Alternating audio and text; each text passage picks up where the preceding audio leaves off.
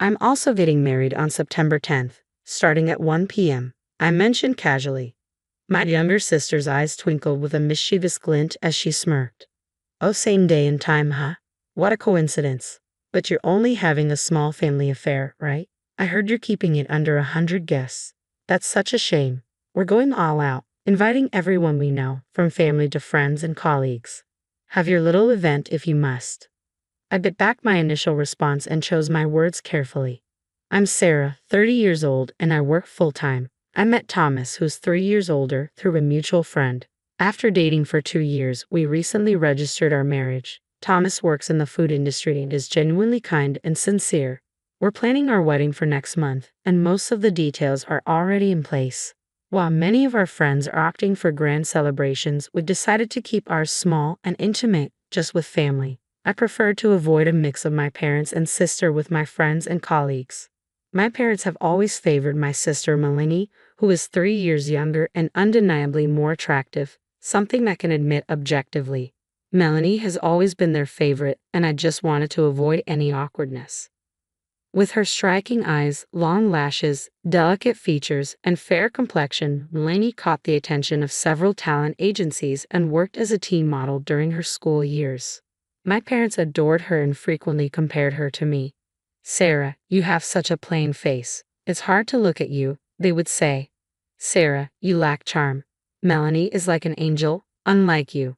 They showered Melanie with new clothes and toys, indulging her every whim, while I was denied opportunities to explore hobbies. Melanie enjoyed piano, ballet, swimming, and more, but her interest was fleeting, and our parents never reprimanded her for it. Even when she failed tests due to her carefree attitude, they encouraged her, while I was harshly criticized for merely average grades. I often thought to myself, I wish you hadn't had me at all. Every time they voiced how they wished I had never been born. I wasn't allowed to respond as my parents criticized me and showered Melanie with affection. Unsurprisingly, Melanie grew up pampered and entitled, retaining her beauty but developing a cruel streak. We don't look alike at all, sis. Your plain face is so pathetic, she would taunt, constantly putting me down. I was reluctant to introduce my parents and sister to Thomas or his family, but my in-laws understood the complicated dynamics and didn't push. Still, my parents insisted on a meeting, so we arranged a joint family dinner. On the day of the dinner, I was anxious as my parents, Melanie, and Thomas's parents gathered. Distracted by the fear of any potential mishaps, I barely enjoyed the meal. Despite the occasion being about my upcoming wedding, my parents showed little interest in Thomas. When we talked about how we met or our future plans, they responded with indifference, offering only a disinterested Instead, they lavished praise on Melanie during introductions. When my in-laws tried to steer the conversation back to me, my parents would dismiss it, saying, "Forget about her, let's talk about Melanie." Melanie added, "Mom, Dad, you're praising me too much. Anyway, there's nothing interesting about sis."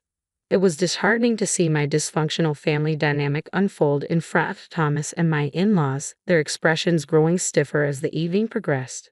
After their meal and their focus on Melanie, my family left without offering a single congratulation for our wedding.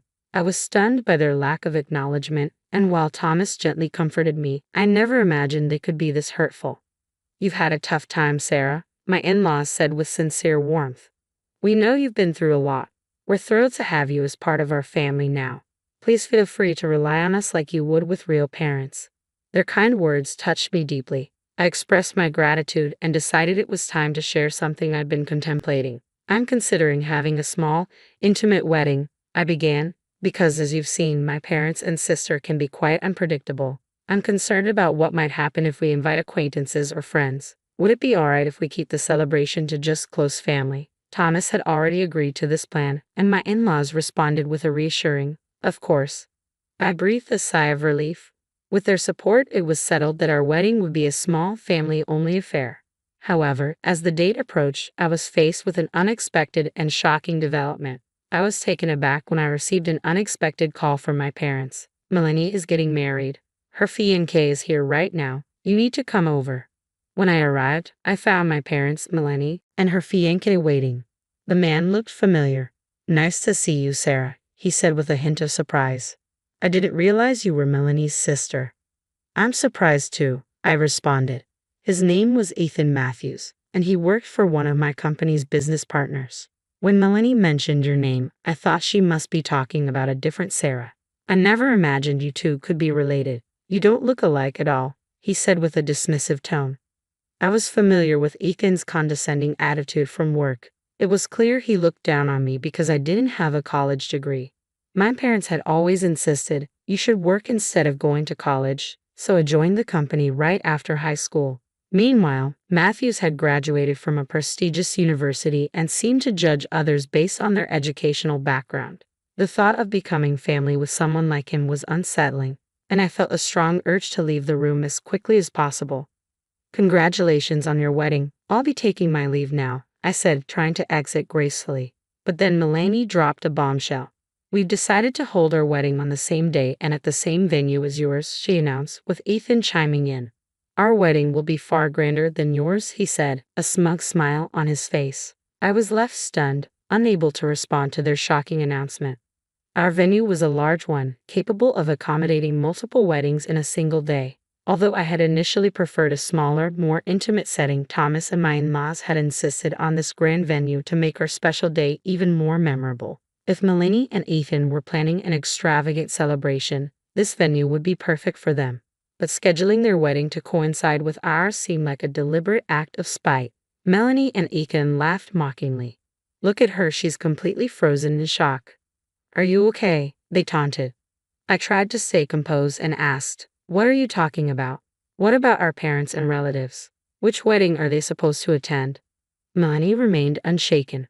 Don't worry, Dad, Mom, and all our relatives will be at mine and Ethan's wedding, she said, her expression smug.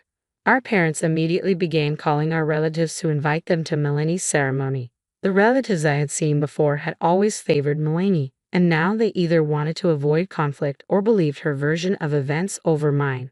Despite my attempts to explain that Melanie had announced her wedding date only hours after ours, they dismissed my concerns, calling me immature for even suggesting a conflict. Seeing the smug expressions on my parents', Melanie's, and Ethan's faces, I sighed in resignation and said, all right, fine. I left the house, and no one came to see me out. As I closed the door, I could hear their mocking laughter echoing behind me. Back home, I apologized to Thomas and my in-laws for not being able to invite anyone from my side to our intimate wedding, even though I had initially suggested a small guest list. They were understanding and even suggested that with fewer guests, we could make the ceremony more elaborate. I was genuinely appreciative of their support. The wedding day arrived, and as I walked through the lobby, I encountered some of Melanie's relatives heading to her reception. I overheard them whispering, Sarah is such a nasty woman compared to Melanie. She's so plain. I tried to ignore their remarks, focusing instead on making our day as special as possible. Our ceremony went wonderfully. Thomas's talented relatives put on a series of performances that filled the venue with joy and created a truly festive atmosphere. In the midst of our celebration, a commotion erupted as Melanie, Ethan, my parents, and Ethan's parents barged into our wedding. Melanie, what's going on? I asked, bewildered. Melanie abruptly shouted, everyone from Ethan's office is missing today. You must have done something. In reality, Melanie and Ethan's reception hall was nearly empty with many seats unfilled, causing a heated confrontation between my parents and Ethan's parents. My parents angrily criticized them. What a disgrace. Ethan's parents, taken aback and upset by the unwarranted blame, were in a foul mood. Panicked, Melanie falsely claimed to Ethan's parents that our weddings had been deliberately scheduled to overlap due to our strained relationship, leading her to storm into my ceremony, accusing me of sabotage. My wedding was a disaster, and yet Sarah's is full of joy. It's infuriating. Melanie exclaimed, her frustration evident. Melanie, please calm down, I pleaded, trying to de-escalate the situation, but Melanie ignored me and took to the microphone, shouting, attention, everyone. My sister Sarah is the worst person in the world. She's been bullying me since we were children. I rushed to intervene. Melanie, stop this. But she ignored me and continued her tirade. I look so much better in a wedding dress than she does. She's always been jealous of my beauty, and she's just a gloomy, depressing person, Melanie continued, making unfounded claims. Ethan chimed in, supporting her. That's right. Sarah is just a high school graduate and completely useless, he said. He went on, that's why hiring high school graduates is a mistake. I graduated from a top university and am extremely talented. I'm even friends with the CEO, so a promotion is a sure thing. Ethan continued to boast about his achievements, adding to the tension. However, when Ethan saw my father-in-law seated at the groom's family table, his face went white. Having been so confident in his boasting and disparaging comments about me, he now trembled in fear. "Why is the CEO here?" he stammered in disbelief. "Matthews, I'm very disappointed in you," my father-in-law said, his voice filled with anger. "Why is the CEO here?" Ethan asked in a panic. My father-in-law responded, "I am the father of the groom. There's your father-in-law." Ethan stood there, stunned and speechless, realizing that my father-in-law was indeed the CEO of his company. The reception venues for our weddings were adjacent, and before our ceremony began, I had overheard Ethan's guests discussing how the wedding dates and times had been intentionally overlapped. Upon learning the truth, Ethan's guests had been so frightened by the CEO's anger that they had fled the scene. "No, it's not what you think, sir. I had no idea. It was all Melanie's doing," Ethan pleaded desperately. Melanie looked at him incredulously. "There's no way I would sabotage Sarah's wedding. She's an important client's employee. What I said earlier was just a joke. I didn't mean it," Ethan continued with a weak defense, but he was cut off by my father-in-law's stern command. "Stop lying. I spoke with your colleague earlier and heard about the derogatory remarks you've made about Sarah," my father-in-law said firmly. Ethan, caught off guard and searching for an excuse, lowered his head in defeat. "Sarah is an exceptional woman. She couldn't attend college due to her family's circumstances but began working right after high school and has been dedicated ever since. Despite her challenging situation at home, she has always lived with integrity and kindness. Unlike you, she would never judge or belittle someone based on their education," my father-in-law continued, his praise making me tear up. Ethan stammered, Sir, I deeply apologize for," but was interrupted by my father-in-law. "You're apologizing to the wrong person. Apologize to Sarah and stay out of my son and his wife's lives from now on. Understood?" "Yes, sir," Ethan said, trembling uncontrollably. He turned to me, tears in his eyes, and apologized. "I'm truly sorry. I've had enough. Please leave," I said firmly. Melanie, bewildered, shouted, "What is happening? Why is this going on?" Ethan snapped at Melanie, "Be quiet. I regret ever marrying you." Melanie's face flushed with rage.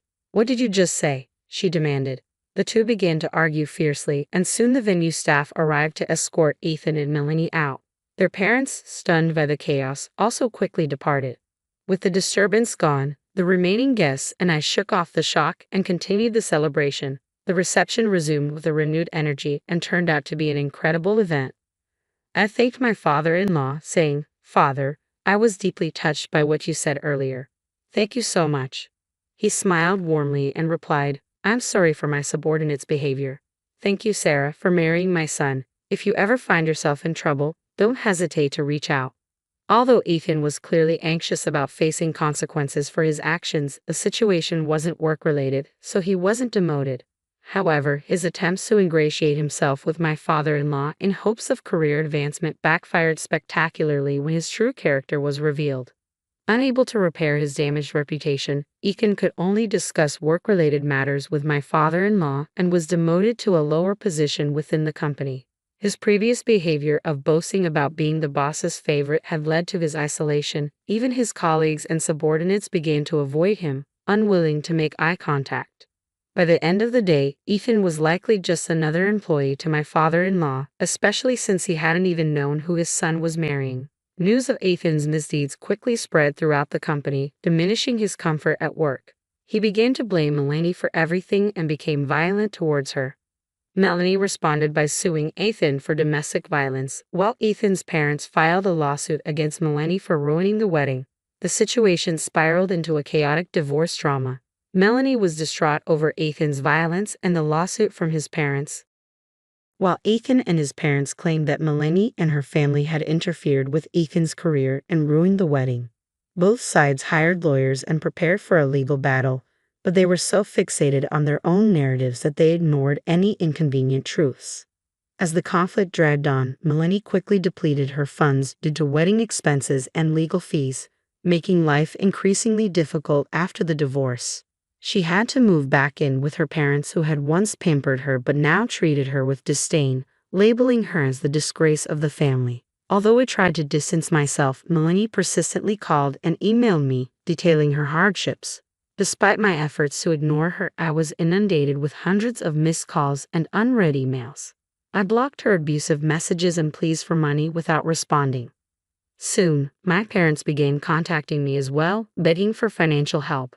Their requests were relentless and annoying, though I couldn't tell if they were trying to cover their own wedding-related expenses or hoping to sway me with their pleas. The volume of their communication grew, becoming a significant nuisance. I blocked their calls and emails too. I anticipated they might visit in person, but they clearly lacked the funds for transportation. Ethan's parents, who should have been practically strangers to me, began persistently asking me to mediate with my father-in-law. They even tried to follow me home recently. I reported their behavior immediately, but they always fled whenever the police arrived. Their attempts to stake out my home became more frequent, prompting more police reports and increased patrols. For now, things have calmed down. In the meantime, I'm creating a loving home with my kind mother-in-law and father-in-law, who I now think of as my true family. I'm experiencing the genuine warmth of a family environment, something I had only heard about before. Here, there's no trace of the daughter-in-law bullying I had previously endured, and I'm discovering what it truly means to have a supportive and affectionate family.